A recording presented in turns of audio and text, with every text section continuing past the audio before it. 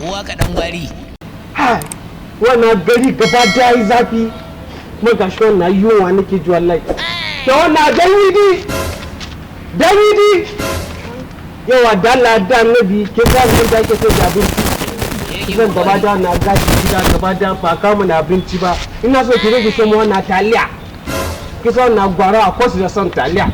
Ki so mun taliya ne 150 sai ka mun canji na naira 50. Kar ki kashe fa. Wallahi ka kashe sai mun ci banki wallahi. Wannan dai ji hakin dakina. Ina kudi na ina canji na. Saboda ki so na canji za mu sha burkutu amma ba da ka ba da na baki.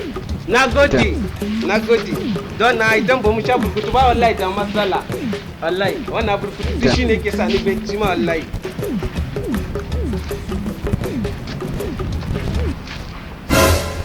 Uwa ka dan gwari. Menene da Allah na ga kin wani masoguri na?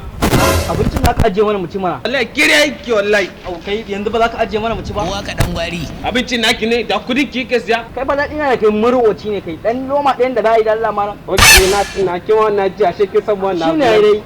Malam an siyo ma burkutun taka koya. Wallahi na kiwon na dan yi yanzu na zai je to mun da shi wallahi. Oke to shi kenan dai ajiye mana. Wallahi mu ci. Kai yanzu wannan cokalin shine za a ci abinci da yi. Wallahi mu ci bismillah barin. Karge baki. Na ni da cokali na rike tafiya in gaya ma. Uwa ka dan gwari.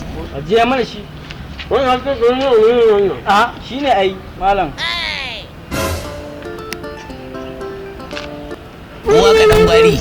Kana ji yake. Don korkan ya. Kudi ne suka bayar mun da abinci na abinci. Uwa ka dan gwari. What? Karge baki. Shike ne to wannan mun furo na kiti. Mun zo na kan shike ne da ringa nuna mana kabilanci. What? Wallahi ba zai ba batun na daidai ya kama burkutu na insha Allah yau sai na farke sai ne wallahi yau sai na koma kiti. Wallahi. Uwa ka dan gwari.